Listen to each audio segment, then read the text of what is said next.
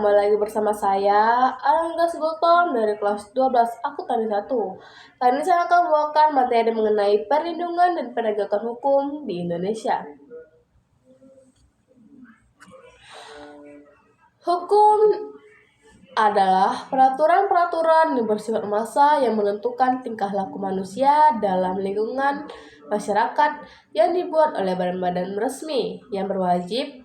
Apabila terjadinya pelanggaran, maka diambil tindakan dengan hukuman tertentu.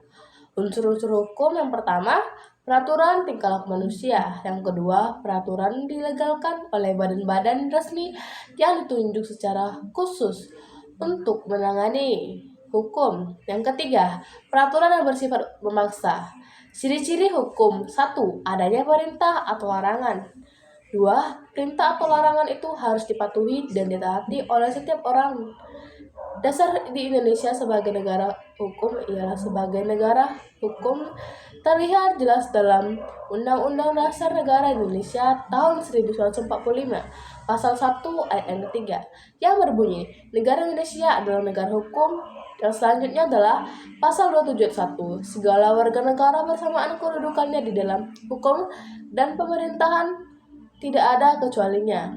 3. Ciri-ciri negara hukum. 1. Hukum bersumber Pancasila. 2. Kedaulatan rakyat. 3. Pemerintahan konstitusi. 4. Persamaan kedaulatan dalam hukum. 5. Pembentukan undang-undang dalam hukum. Pentingnya perlindungan dalam penegak hukum.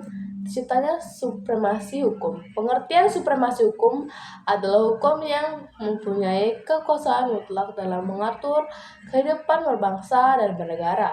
2. Tegaknya keadilan dalam masyarakat. Sebuah kondisi dimaksud warga negara dapat menikmati haknya dan menjalankan kewajibannya. 3. Menjamin masyarakat yang lebih tertib. Selanjutnya, peran lembaga penegak hukum dalam menjamin keadilan dan kedamaian. Peran kepolisian negara Republik Indonesia. 1. Memelihara keamanan dan ketertiban masyarakat. 2. Menegakkan hukum. 3. Memberikan perlindungan, pengayuman, dan pelayanan kepada masyarakat. 4. Melaksanakan peraturan penjagaan, pengawalan, dan patroli terhadap kegiatan masyarakat.